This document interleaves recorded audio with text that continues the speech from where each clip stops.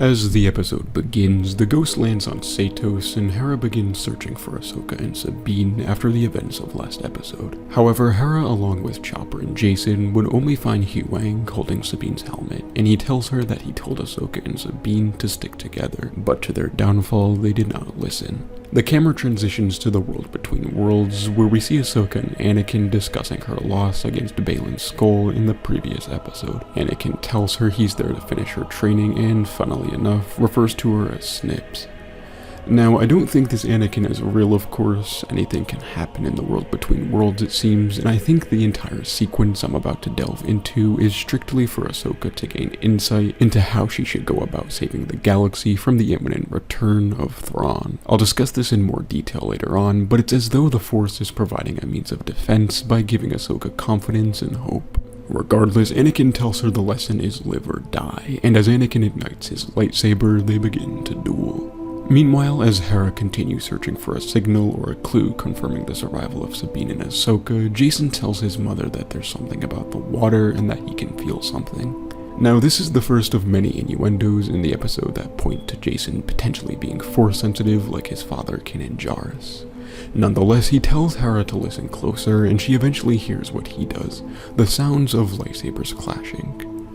As Hera orders Carson Teva and the squad to perform a full sweep of the ocean again, the scene transitions back to Anakin and Ahsoka, where it seems as though Ahsoka has gotten the better of Anakin, and she tells him that there's not much he can teach her anymore. Anakin responds by telling her that he hasn't taught her everything, and cuts the bridge out from underneath her, causing her to fall into one of her memories of the Clone Wars. Here we see a younger Ahsoka who seems to have retained her current memory, and so is in the body of her younger self. We also see a younger Anakin with his Clone Wars battle gear on and clone troopers fighting in battle. In the aftermath, we see the effects of the war take a mental toll on Ahsoka as she holds the hand of a dying soldier, and the camera pans over to Anakin and Captain Rex. After Ahsoka mourns over the loss of the fallen clones and blames herself for their demise, Anakin tells her that there's always a price that needs to be paid, and that as Jedi, it's their job to lead, but that doesn't mean they don't make mistakes in the process.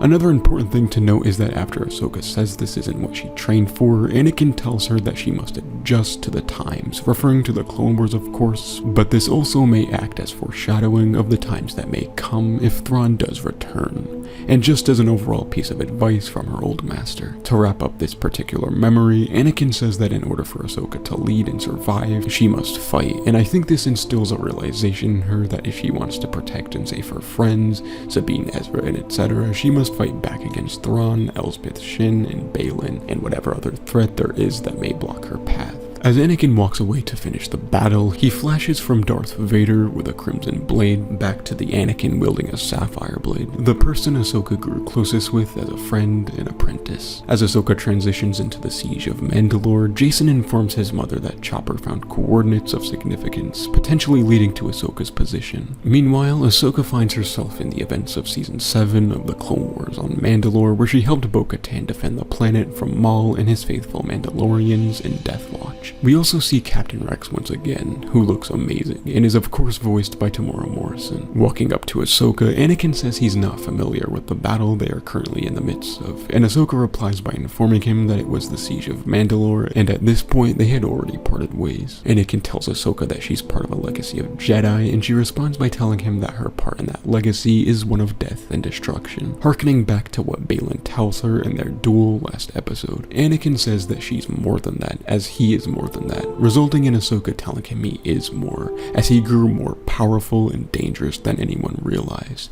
of course referring to his turn to the dark side. Anakin clearly takes offense to this and says Ahsoka has learned nothing, igniting a scarlet saber, his eyes burning a Sith red. Initially I thought the background was transitioning to Mustafar, but I'm not certain that's the case.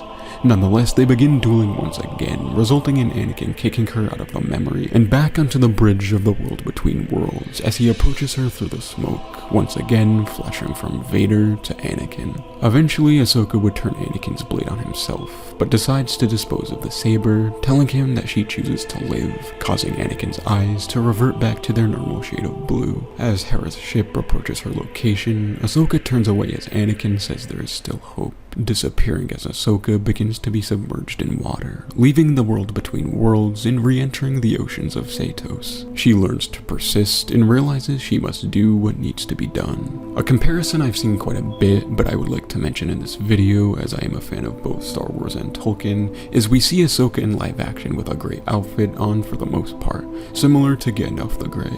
Now, when she leaves the world between worlds to return to the normal world, having gained wisdom, similar to Gandalf surviving his fall with the Balrog Durnsbane and everyone believing both Gandalf and Ahsoka to be gone, she wears a white attire similar to Gandalf the White.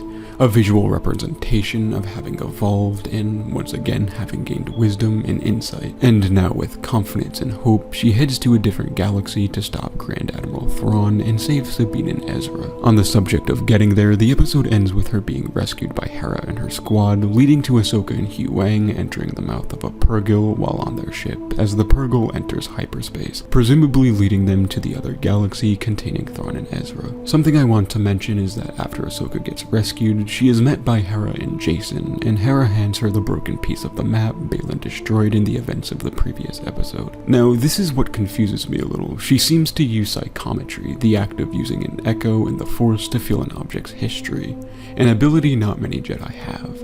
We've seen Quillen Vos and Cal Kestis use this ability in the past, but it's never been alluded to that Ahsoka could also use this ability. Now, Ahsoka says Sabine may have left a memory or an imprint on the object that she can use to help locate her. I'm not sure if I'm missing anything, but I'm not certain what exactly allows her to do this without psychometry. So I find that a bit odd, but I'm not going to call it plot convenience because, again, I could simply be missing something. Regardless, this episode and last week's have been some of the best Star Wars content I've seen, and I'm hyped for next week's episode, with the prospect of potentially finally being able to see Thrawn and Ezra. I hope you all enjoyed the breakdown. Have a great day.